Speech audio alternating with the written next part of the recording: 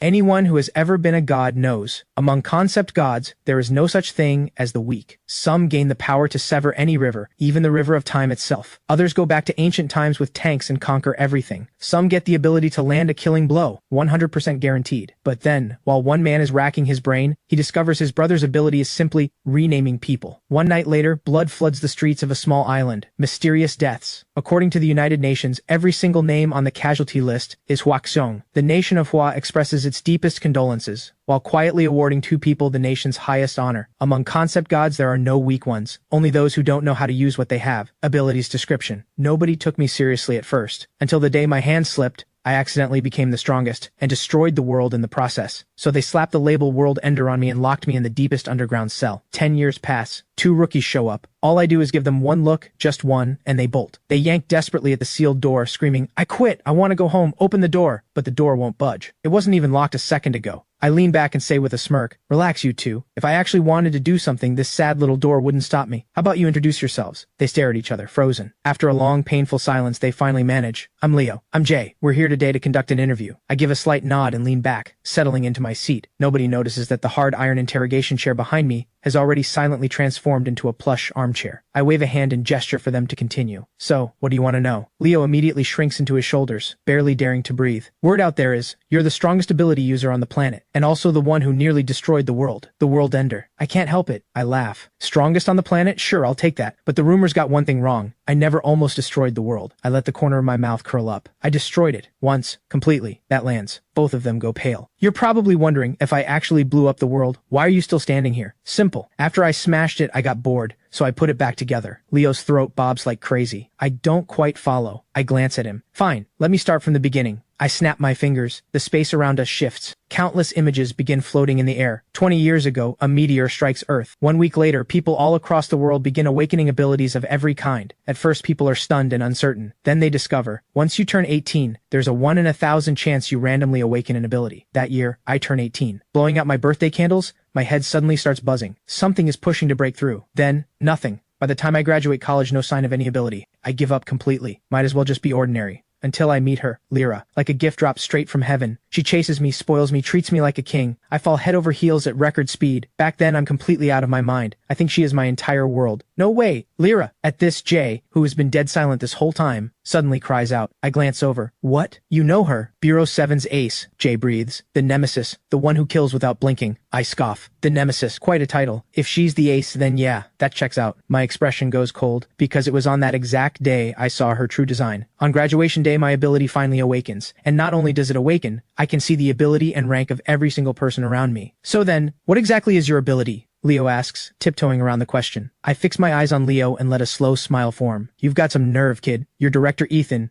that old bastard, gave it everything he had. Every last drop. Couldn't even graze a single detail of my ability. And you think you can just open your mouth and get it out of me? That's not what I meant." Leo nearly drops to his knees, terrified I might grind him to dust with a single thought. I shift gears. "This dump has been making me rot. It's rare to have two living souls to break the boredom. So I'll be generous and tell you, my ability is actually quite simple. I can comprehend the essence of anything, and change one character in any ability's description." Both of them stare at me blankly. Jay scratches his head and nudges Leo. "Change one character? That doesn't sound that strong. What is he, a spell checker?" I press my hand to my forehead and sigh. Words alone clearly aren't going to cut it. Seeing is believing. Let me use the two of you as a little demonstration. My eyes lock onto Jay. "Let's start with you. Your ability is instant kill, pure devotion. What kind of ridiculous nonsense is that?" Jay picks at his fingers and laughs awkwardly. "Yeah, I pulled a total dud. Sorry you have to see this. Because of this useless thing, I'm stuck at Bureau 7, just pushing keys all day. My coworkers say I should go on a dating show instead." I hold back a laugh. "Don't sell yourself short. Your geezer director has you all brainwashed. Keep your head right, and even a weak ability can do serious work. Take Leo here. His ability is summon the domain of fire, incinerate all. Absolutely devastating. At least a rank to start." Leo nods so fast his head might fall off. "A maxed out legend like you, one glance and you see right through me." I don't bother responding. I tap a finger lightly and say, "All right, Leo, show me what you've got." The moment those words land, Jay shoots across the room like a startled rabbit. "Leo, easy. Don't blow up the whole facility." Leo grits his teeth and squeezes his eyes shut. When he opens them again, his eyes are completely bloodshot. A wave of violent killing intent explodes off his body. Then, a raging inferno erupts, straight onto the tie on his own chest. The heat maxes out instantly. Leo's skin splits open. He completely loses it, screaming, "It's burning me alive!" He frantically slaps at the tie, desperately trying to put it out. But this magical fire isn't something you can just slap out. Lucky for him, being a fire fire user, he has a natural resistance to it. Otherwise, he'd already be fully roasted. Hey man, maybe cancel the move first. Leo snaps out of it, cuts the ability off. The fire on the tie goes out, but his entire upper half is charred to rags. I look at the ash-covered Leo, make a show of snapping my fingers, and his clothes restore instantly. See that? That is my ability. In that 1 second, I swapped one character in your ability description, and your ultimate move became summon the tie of fire, incinerate all. Leo's brain completely fries. Jay, cowering in the corner, is totally dumbstruck. No way, that's insane. I continue. The moment my ability awakened, I saw Lyra's ability. Hers was, every time you kill someone who has truly fallen in love with you, your own power doubles. In that instant, I understood why Lyra had been so good to me all through college. I thought I was the lucky one, that I'd found someone I could spend my whole life with. But Lyra's real goal was to make me fall for her, then kill me. That way she would get the power boost. Starting from the body of a normal adult, just 5 or 6 kills like that, and almost nothing in this world could touch her. But by the time I figure it out, it's already too late. That day is the very day Lyra plans to kill me. She drugs the meal she personally cooks for me. By the time I realize it, it's already taking effect. Lyra walks up behind me, knife in hand. Don't blame me, Kai. Blame yourself for loving me too much. As I slip into unconsciousness, I activate my ability. Want to kill me for experience points? Keep dreaming. Then I change one character in her ability, swap double to have. If she kills me now, she gets half of what she has. I smirk through the haze. If you don't want to end up completely useless, I'd leave me alone. Lyra realizes what I've done and completely loses it. Kai, you piece of trash, what did you do to me? Then everything goes dark. When I open my eyes again, I'm dumped in a massive pit in the middle of nowhere, with some guy lying stiff right next to me. Turns out he was also one of Lyra's backup targets, and a mutant who breathes fire out of his mouth. I'm genuinely shocked. Lyra really plays the field. Her original plan, sacrifice me first, double her power, then take out the stronger fire breather next. 2 kills back to back, power times 4. Too bad I smashed that plan to pieces. Lyra stands at the edge of the pit screaming at us, demanding I reverse his ability back to normal. Otherwise she'd leave us both to rot. No way I'm taking that deal. She curses us out and storms off. The guy and I sit in that pit for 20 solid days before anyone digs us out, and we only get found because of him. He was a temp worker for Bureau 7. When he goes missing, they send a search team. Otherwise the 2 of us would have rotted in that mud with no one caring. Leo asks, so for those 3 weeks, no food, no water, how did you survive? It rained the whole time, so water was everywhere. A little dirty, sure. As for food, that was easy. I made a small tweak to the fire breather's ability, changed breathe fire to breathe ham. Jay cuts in, 20 days of just ham? That must have gotten old fast. So sometimes I'd switch it up for something more exciting. Changed it to breathe fire braised pork belly. Both of them look like they need a moment to process their entire existence. After we crawl out alive, Bureau 7 moves fast and recruits Lyra. I get recruited too since I've awakened an ability. Of course, I hold back and don't tell the full truth. Leo asks, what made you decide to hide it? With S-rank potential, wouldn't reporting it honestly get you better treatment? Because nothing in this world holds any secrets from me. In my eyes, every ability is like a star in the sky. Some bright, some dim, but when I turn that sense on myself, I find my own ability is like the midday sun, boundless, overwhelming. Every other star fades in comparison. Jay can't help it, but your ability doesn't exactly seem that powerful. It definitely doesn't seem like it could destroy the world. I turn the question back. In your mind, what makes an ability the strongest? All our research points to concept-type abilities being the most powerful. Jay replies. I nod. Exactly. Concept-type abilities bypass ordinary logic and directly alter how reality operates, like, every coin you flip always lands heads. Play basketball and your first 3 three-pointers of the day never miss. These abilities don't follow any rules. They work at the level of logic itself. Impossible to block, impossible to counter. Take your guy, the untouchable. Whenever he's in danger, someone always appears beside him, someone who can get him out of it. With that ability,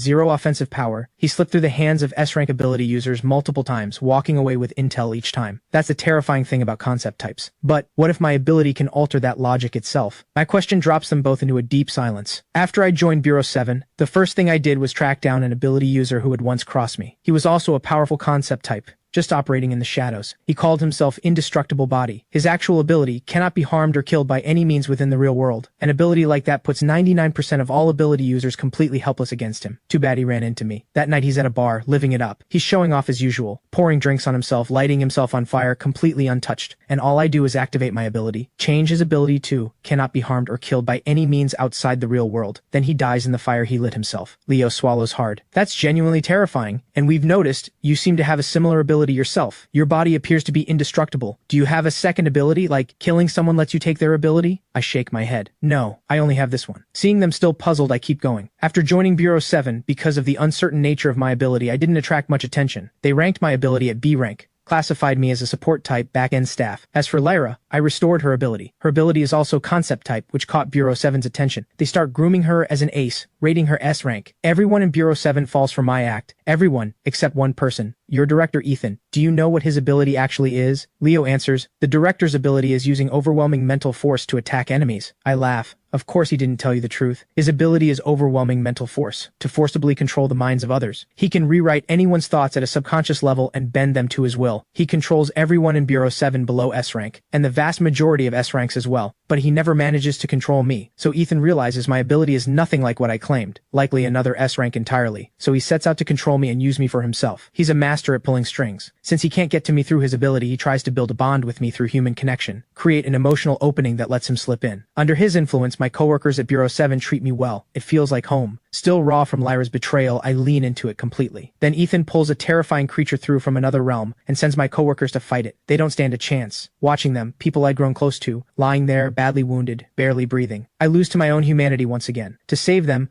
I activate my ability and modify one of my healer teammates' ability. Change it from rapidly healing minor wounds to rapidly healing critical wounds. Everyone makes it. And that's when Ethan truly sees what my ability is capable of. He comes to me directly. He tells me my ability has limitless potential and asks me to help him build a powerful new world together. I refuse. Rejected, Ethan tries to use his ability to force control me. I take him down without breaking a sweat. Jay asks, how did you beat the director? I changed his ability to overwhelming mental force, forcibly controlling others' underwear, and the day we fought, I wasn't wearing any. Both of them pause. After the defeat, Ethan loses his mind. To force out my full power, he tears open the portal to that other realm. That day, tens of millions of creatures flood our entire planet. These creatures are the full elite force of that other realm. Every single one of them is no weaker than the one Ethan summoned before. Ethan screams at me, if you won't go all out, if you won't help me build a stronger world, then burn with it. With that many creatures, even Ethan, the undisputed strongest ability user in the world at the time, is completely powerless. All hope seems to rest on me alone. So how did you hold them off? Both of them are completely hooked now. I glance over. I told you before, I only have this one ability, but you've all concluded it's not as powerful as it sounds. Now it's time to tell you why. My ability is comprehend the essence of anything and change one character in any ability's description. That includes my own ability. Long ago, I changed my own ability to learn any ability from anything and change one character in any ability's description. What? Leo is stunned. I had already learned every single ability in Bureau 7, including all the support types. For example, one person's ability was boost an ability user's power by 10 times, usable only once in a lifetime. I learned that ability and changed it to boost an ability user's power by 10 times, usable once per second. Then I used it on myself, roughly 180 times. When it was done, I felt terrifyingly powerful. So when that endless wave of creatures came flooding in, I barely moved. Every creature, along with our entire galaxy, turned to dust. Now you understand why I said if I actually wanted to do something, nobody in Bureau 7 could stop me. Leo's voice trembles. And then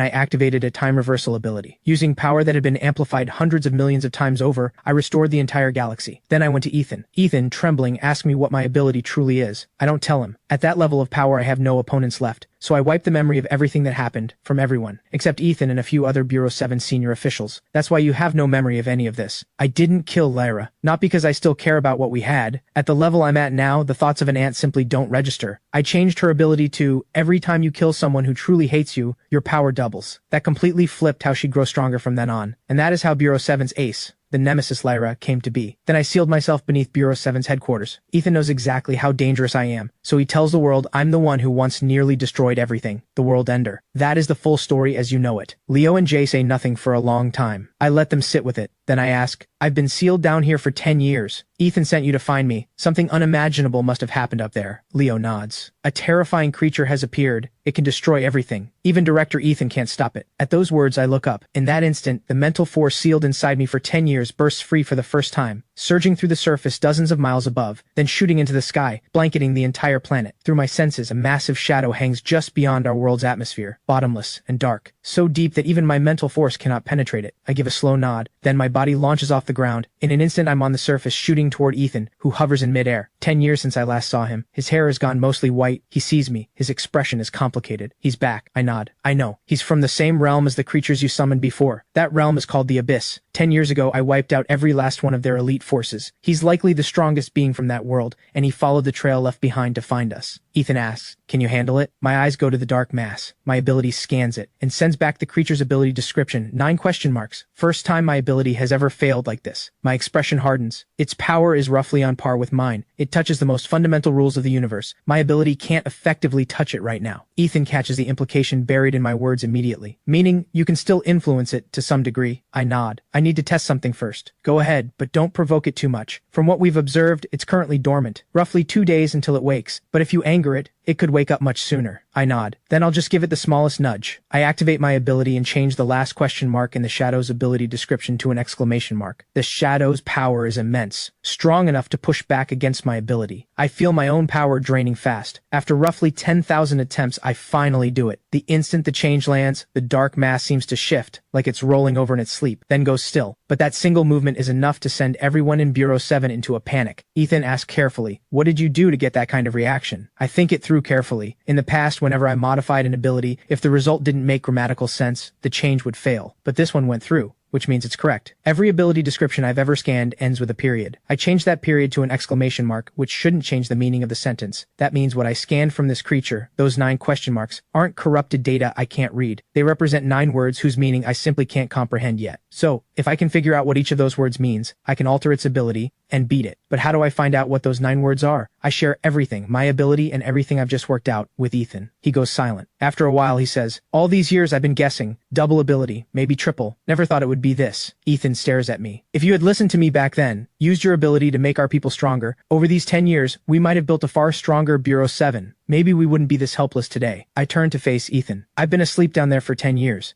And yet when I come back up, you haven't changed at all. Did you ever consider, if you hadn't pulled that creature through in the first place, today's threat never would have come looking?" "You don't understand at all." Ethan's voice rises. "Maybe I did bring today's creature here, but have you heard of the dark forest theory? What if tomorrow, a creature from a completely different realm stumbles upon us, and we have no power to stop it? Would you still blame me then? Weakness is the real sin. If you don't strengthen yourself, when the real crisis hits, all that's waiting for you is death." I'm quiet for a moment. "Maybe you're right, but there's something I want you to see." I press a finger to his temple. A massive flood of information pours into Ethan's mind. These past 10 years, I sealed myself away, trapped in my own dreams. In those dreams, I followed your path. I ran simulations. Me, using my ability to rapidly boost our planet's power, every possible outcome. 1 billion simulations. Not once does our planet survive past 100 years. Ethan's eyes fill with shock. "How is that possible?" I sigh. "Because using my ability to boost other ability users creates a warped civilization. They can't handle power that comes all at once. They become chaotic and brutal. Every person loses any sense of belief or belonging, because those things can only be forged through time, through countless sacrifices. Every civilization that rises on sudden power tears itself apart from the inside, no faith to hold it together, and collapses. That is why I refuse to use my ability to accelerate this world." I look Ethan dead in the eye, word by word. 10 years ago, you asked me, at a level of power like mine, what kind of ability could still make me afraid? I can tell you now. What truly terrifies is never the ability itself. It's the savagery and chaos that follow when power comes too fast. That is enough to destroy every last hope in this world. My fist slams into Ethan's chest. "You think I'd be giving them power? Wrong. I'd be opening Pandora's box." Ethan asks, "Do you have a way to deal with it?" "It wakes in 2 days. Under normal circumstances, I can't do it in 2 days. Not without disturbing it while I crack those 9 words. And I can feel it. As it wakes, its power is growing step by step. My gut tells me, if it reaches full awakening, its power may surpass mine. And at that point, I won't be able to stop it. Something stronger than you. What kind of level is that? Can't you just use that 10 times boost ability to push past it? When something operates at the level of universal rules, raw numbers don't win. Even if my ability were twice as powerful, as long as I'm not stronger at the level of those rules, none of it matters. And he isn't necessarily stronger than me. The reason I can't deal with him is simply that he's unknown. If I can learn his rules, he won't be unbeatable." I glance at Ethan. "I still have one last card I haven't played. Time to go all in. I undo the modification I made to my own ability. It reverts to its original form, comprehend the essence of anything, and change one character in any ability's description. Then I activate it again, and change it to comprehend the essence of anything, and change 10 characters in any ability's description." Ethan stares at me, jaw dropped. "You can actually do that?" Then I target the 9 question marks in the Shadow's ability description and push my ability into them. "Show me what you are." The instant my ability fires, the dark mass erupts. An overwhelming force begins flooding the entire universe. The shadow churns and swells, forming an enormous mouth, and begins chanting the first syllable. The moment that sound hits, the entire universe starts to collapse. My mind snaps into focus. I throw my ability outward, shielding the entire universe, locking against the shadow's force. Bound by my rules, it can only keep chanting. And its ability, it's not just powerful, it's powerful in a way that shouldn't exist in this world. Every movement it makes tears at the fabric of this universe using its own rules. Slowly, sweat begins to bead on my forehead. For the first time, this creature makes me feel the strain. Finally, just as I'm about to break, the shadow finishes chanting the last syllable. Then the shadow turns violent, churning, beginning to wake. Ethan rushes to steady me. "Are you okay? What did it say?" I wipe the sweat from my face. "Carry the abyss, destroy all." I exhale. What a creature. It's the living will of the abyss itself. It's a shame. Give me 10 more years, and my rules would not fall short of his. But just now, forcing out his rules has drained every last drop of my own rule force. My ability has reverted back to comprehend the essence of anything and change one character in any ability's description. And until my rule force recovers, I can only activate my ability one more time. Ethan asks urgently, "How long to recover your rule force?" I think. "About 10 days. Despair crosses Ethan's face. "Then there's no time. It's about to wake up. You need to go, now. You still have all those other abilities. They won't be enough to fight it, but leaving this world won't be hard. Once your rule force is back, come back, kill it, avenge us, then bring us back." I shake my head. Its rules are on the same level as mine. Even if I recover and come back and kill it, I can't bring back anyone killed by its rules. The despair in Ethan's eyes deepens. "Then at least, take as many people as you can. Leave this world. Keep our civilization's flame alive. I'll lead all of Bureau 7 and hold it off as long as we can." Ethan's eyes grow resolute. "This time, I won't interfere with you anymore. I only ask one thing. Use your own way to help our civilization. Let it grow safely from its earliest days, and then flourish. May our civilization endure." I smile. "I'm glad you finally stopped clinging to your old way of thinking. You're starting to see things my way. But don't worry. Today still has a chance to turn around." Ethan's expression shifts. "Your ability can only fire one more time. What can one use possibly do against that thing?" I smile. "Even one use. It's still an ability at the level of rules. And when rules are involved, no matter how powerful something is, it has to obey." "Ethan, do you remember Marcus's ability?" Something shifts in Ethan's face. "Marcus, yes, his ability, whenever he faces a crisis, someone always appears by his side, someone who can get him out of it." I nod. "Exactly. His ability already operates at the concept level. Combined with the enormous ability force still stored in my body, it's enough to have some effect even on the will of the abyss. I copied his ability back then, which means, in today's crisis, someone is already here, someone who can turn everything around. We just need to find him." Light returns to Ethan's eyes. "But who is it?" I smile. "I think I've already found him." Both of them exhale quietly. Now, Jay had just arrived dozens of miles underground for our conversation, and then I shot straight to the surface to face the abyss. So Jay is stuck taking the elevator up, expected to take another hour to reach the surface. Then, without warning, I teleport him directly to my side. I look at the wide-eyed, completely confused Jay. "Jay, do you remember what your director always said? No ability is useless. Everyone has their moment to shine. Jay, today you're our lucky charm. It's your turn to save the world." Jay's eyes go wide. He looks at Ethan, then at me, then at the churning mass on the horizon, the will of the abyss, and asks hesitantly, "Sir, you want me to fight that thing?" I smile and nod. "Jay, go take it out." Jay's mind goes blank. At that moment, the will of the abyss fully awakens. It roars and surges toward our planet. I activate my ability for the last time in a long while, and modify Jay's ability to instant kill the abyss. A tremendous force wraps around Jay and launches him toward the will of the abyss. The once terrifying will of the abyss reacts as if it has met its natural predator. In an instant, it turns to ash. After it's over, I wipe everyone's memories again, keeping only Ethan and a few other Bureau 7 senior officials, and Jay. Of course, I erase the parts about my specific ability, so the world only remembers a creature attacked. Ethan led Bureau 7 to fight back, but they couldn't hold it. Bureau 7 had no choice but to release the World Ender sealed underground. The World Ender and the creature clashed.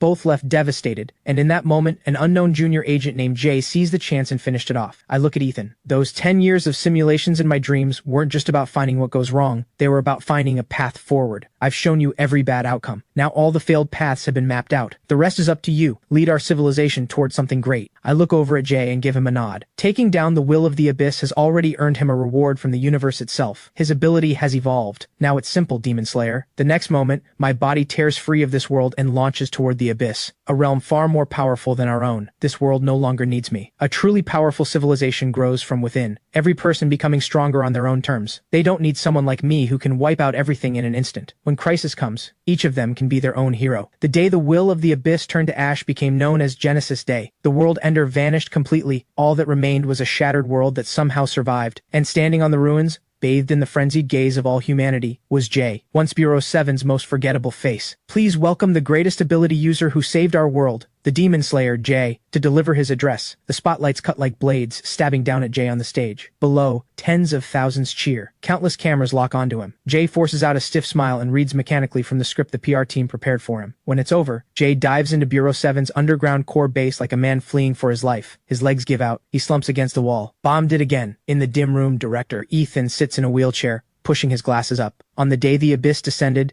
Ethan pushed his mental force past its limits. His body has declined sharply ever since. He looks 20 years older. Jay lets out a bitter laugh, walks over to the plush armchair where Kai once sat, but doesn't dare sit in it. He just sinks down, exhausted, crouching beside it. Director, I'm barely holding it together. Today, an abyss-infected mutant showed up in the East District. My demon slayer nearly failed to kill it. Jay grabs at his hair in frustration. Before that senior left, the universe granted me the concept of demon slayer. But I've realized, this ability has a logic limit. For it to work, the target has to actually be a demon. Against something like the will of the abyss, a pure mass of malice, it's a perfect counter. But if the target is a physical being, or a natural disaster with no deliberate evil intent, my ability's effect drops dramatically. The moment people find out I can't even split a tsunami in half, this whole savior lie falls apart. Ethan is silent for a long time. He looks at this young man who is shoved onto a pedestal he never asked for. Inside, he sighs. That man was right. Power gained too fast without the foundation to hold it is a disaster. Jay, remember this. Ethan's voice is raspy but steady. That man could have erased everything with ease, but he didn't. He left us this lie, not to deceive us, but to buy Earth a psychological buffer. Humanity is like a child just learning to walk. If you tell them right now that the forest is full of things that will eat them alive, they'll freeze. Your job right now is to be the scarecrow. Scare off what's outside, calm what's inside, until Bureau 7 has built real self-sustaining strength. Just then, a piercing red alarm rips through the entire underground base. Director, something's happened. Leo stumbles into the room. It's Lyra. She's caused a massacre in North Haven City. The main screen in the command room is live with the devastation. What was once a thriving city center is now a wall of fire. Above the inferno,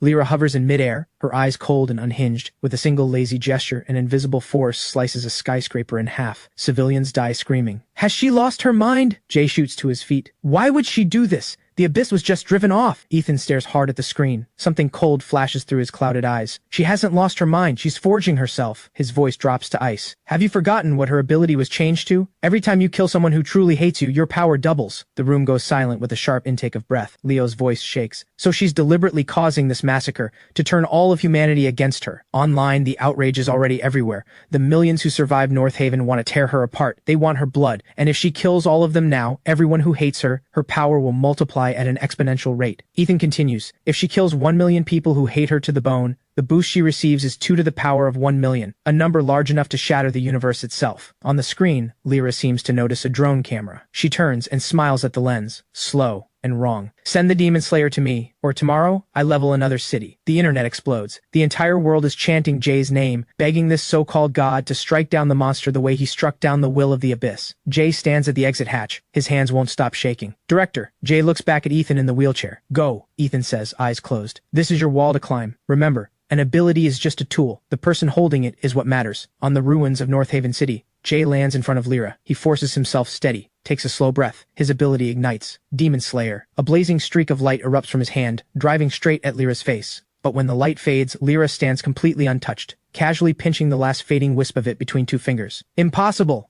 Jay's eyes go wide. Surprised, little Lucky Charm? Lyra laughs. Bright and vicious, but her eyes are pure poison. Your ability is called Demon Slayer, but what exactly is a demon? The abyss was a demon from outside, but I am a human being, born and raised on this earth. She crushes the light in her fingers. What I've done may be worse than an animal, but by the rules of the universe I'm just a criminal, a monster, a villain, but not a demon. Your rules don't apply to me. Before the words are finished, Lyra vanishes. The next instant, Jay feels a searing explosion in his chest. His whole body launches backward like a cannonball, blasting through more than a dozen crumbling walls before stopping. Jay coughs up blood. Lyra walks toward him slowly, and with every step, the force radiating off her climbs higher. See that? That one hit alone. Tens of thousands of people online just cursed my name and wish me dead. I can feel it, that endless flooding power. Lyra spreads her arms wide, like an angel falling into the world. That man treated me like an ant, changed my settings on a whim. He thought that would break me. He was wrong. He's the one who opened Pandora's box. Lyra plants a foot on Jay's chest. Right now, the entire planet is watching their god get stepped on. Tell me, when their hope shatters, how much stronger will that despair-turned hatred make me? The live feed reaches every corner of the globe. A dead silence of despair spreads across every shelter. Get up! A small boy cries at his screen, sobbing. The legend is broken. Someone collapses. Inside the underground base, Leo's eyes are red. He spins toward the exit. I'm going out there. Even if my fire can't kill her, I can buy time. Stop! Ethan's voice cuts like a blade. Director, if we don't move now, he's going to be beaten to death. He won't die. Ethan's eyes stay locked on the screen. His hands grip the wheelchair arms until his knuckles go white. If Earth's civilization can only survive by leaning on a fake savior, we don't deserve to exist in the dark forest. Watch him. This is a transformation he has to go through himself. The exact moment Lyra reaches for Jay's throat, the sky goes dark. Then across that pitch-black sky, lines of cold silver-blue geometry begin to glow. Like the entire planet has been locked inside a massive grid cage. Lyra Lyra freezes. She looks up, eyes narrowing. What in the world is that? The monitoring equipment in the underground base screams with alerts. Report, Director, a mechanical fortress larger than the moon has appeared in Earth's outer orbit. The monitor's voice cracks with fear. The Dark Forest hunter has finally arrived. A cold, synthetic voice translates itself into every language simultaneously, speaking directly into the mind of every living person on Earth. Concept-level energy fluctuation detected at this star system's coordinates. Source now dormant. High threat anomaly detected on planet surface. Target Lyra. Threat assessment extreme. Cleansing protocol initiated. Dimensional strike will execute in 10 minutes. This star system will be erased. This is no monster, no demon. This is a highly advanced cosmic civilization, one that detected the absurd concept-altering power that once erupted on Earth and dispatched a cleaner. To them, erasing Earth is as routine as spraying pesticide. Lyra's expression shifts. You want to kill me? Rage flips into a grin. She rockets skyward. I've got the hatred of tens of millions fueling me right now. Gods or not, everything in my way dies. Lyra becomes a streak of blood-red light, shooting straight at the mechanical fortress beyond the atmosphere. She swings, a punch carrying enough force to shatter a continental plate, and it crashes into the fortress's energy shield. The shockwave ripples across open space. Earth's atmosphere is torn open, but the mechanical fortress doesn't move. Physical attack, ineffective. Analyzing enemy energy source. Analysis complete. Energy source. Collective hatred resonance from this planet's biological population. Countermeasure.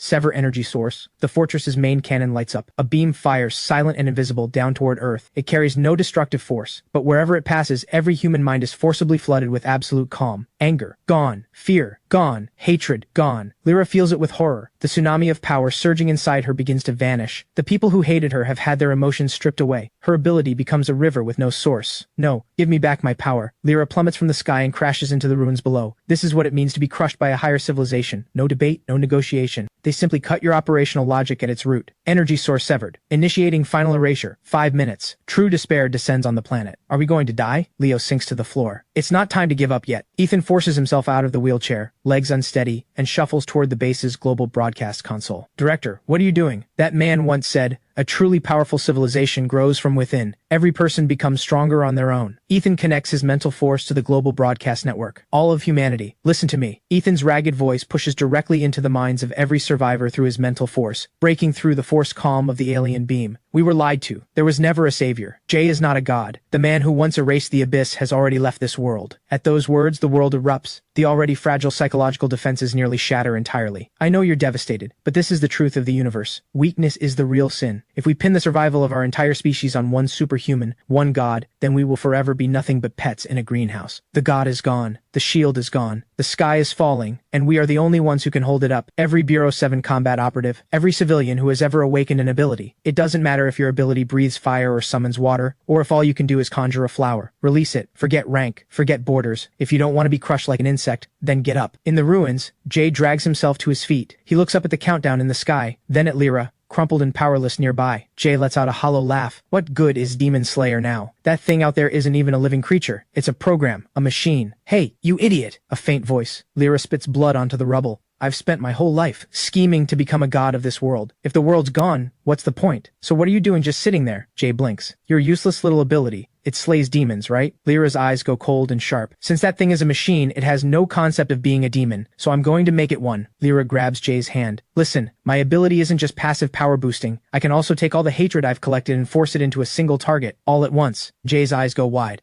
You mean? Exactly. That machine cut off humanity's hatred, but I still have millions of people's pure malice stored inside me from before. If I force all of that into the fortress's central control core, that emotionless machine will, under the corruption of all that malice, develop genuine evil intent. It stops being a machine executing a protocol. It becomes a demon choosing to kill. Jay gets it immediately. But that requires point-blank range. I'd have to get right up against it. And in my current state, no boost, I'd be shredded before I got close. I'll get you there. A loud voice rings out. Leo has appeared on the ruins, and standing with him are hundreds, then thousands of ash-covered people, ordinary ability users. Leo's domain of fire can generate the updraft. My gravity reversal can boost your speed. My absolute shield only holds for 1 second, but I'll be up front taking the hit first. A broad, scarred man beats his chest. Jay looks at them all. His eyes blur. Nobody cares whether he's a god anymore. But right now, every single one of them is their own hero. All right, Jay draws the blade at his side. Everyone follow my lead. Focus everything into one point. Final erasure countdown, 30 seconds. Across the surface of the Earth, lights of every color begin to ignite. Tens of thousands of small individual abilities, converging into a single torrent. Fire, wind, telekinesis, anti-gravity. Countless powers that once seemed laughable and weak, lit up by Ethan's final words. United at the edge of extinction, achieving a perfect harmony no one had ever seen before. A road to the sky, paved by tens of thousands of ability users with their lives and their power, reaching straight through the atmosphere. Go! Jay and Lyra step onto that road. All around them, the fortress fires interception beams like rainfall. Ability users keep falling, drained dry or hit by stray fire, but new ones immediately step up to fill the gaps, holding open that corridor to the sky. Absolute lunatics. Lyra watches the ordinary people dying to shield them. Something in her chest, long cold, twitches without warning. Countdown. 10 seconds. After enormous sacrifice, the two of them finally reach the fortress's core engine. Now! Jay roars. Without hesitation, Lyra slams both hands against the fortress's cold metal hull. Her eyes go pitch black. Swallow this. Millions of concentrated malice pour through her hands like a virus, flooding into the fortress's logic core. What had been pure blue light across the fortress now crawls with deep pulsing crimson veins. For the first time, that cold machine voice stutters and distorts. Warning! Logic conflict detected, lethal desire identified, erasure protocol updated, torment and destroy. It's been corrupted. Jay's eyes sharpen, and in that instant, his ability pulses wildly. Target locked, demon confirmed, demon slayer. Jay swings with everything he has. A brilliant arc of light erupts, slashing across the cosmos, and drives into the corrupted core of the mechanical fortress, a detonation that shakes the soul itself. The mechanical fortress, larger than the moon, tears itself apart in space. 5 years later, Earth's surface is still scarred and broken. Many cities are still being rebuilt, but this is no longer the fragile cradle that prayed for gods at the first sign of danger. In front of Bureau 7's headquarters stands a massive monument. On it, there is not a single god's name. Instead, carved dense and small across the entire surface, are the names of the countless ordinary people who died fighting the fortress. Director Ethan sits in his wheelchair, pushed by a young agent, quietly looking at the monument. Jay stands in a crisp uniform. He is now Bureau 7's new chief commander. Director, the Deep Space Probe has sent back a report. Faint signs of advanced civilization activity detected in the direction of Centaurus, possibly the home system of the mechanical fortress. Understood. What's the status of Defense Project Phase 2? Ethan asks. Already covers lunar orbit. Also, civilian ability user tactical unit training has been fully standardized. Everyone's pushing hard. Ethan nods and a rare, warm smile crosses his face. Well done, Jay. You're not the lucky charm anymore. Yeah. Jay looks down at his own hands. His ability is still only Demon Slayer, but he knows now that real strength isn't found in changing a concept. It's found in the billions of unbroken faces standing behind him. In the distance, Lyra leans against a jeep, smoking. She's been assigned to Bureau 7's Special Disciplinary Unit, tasked exclusively with the most dangerous, suicidal cleanup missions. She's still rotten, still hated, but she seems to have found a new way to train, making every enemy in the universe despise her. Jay tilts his head back and looks up at the deep expanse of stars. The dark forest is still cold. Unknown dangers could arrive at any moment. That man who gave them everything and then quietly left. Perhaps he's on an expedition somewhere in a higher universe, but Earth no longer needs him to come back. Because just as he had hoped, humanity has finally crossed through savagery and chaos. Through blood and sacrifice, it has completed its own coming of age. The flame may have started small, but it is enough to set the world ablaze. May human civilization endure forever.